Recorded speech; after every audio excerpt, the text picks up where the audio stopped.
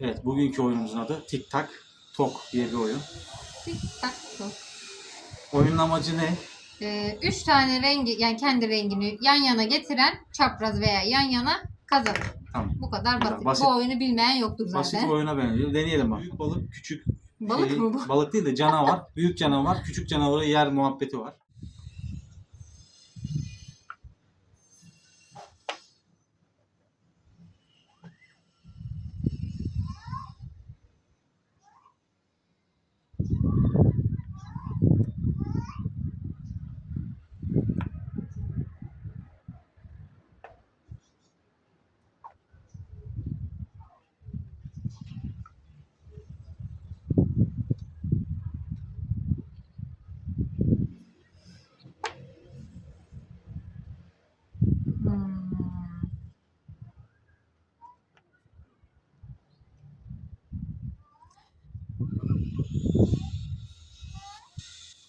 Büyüğüm var herhalde.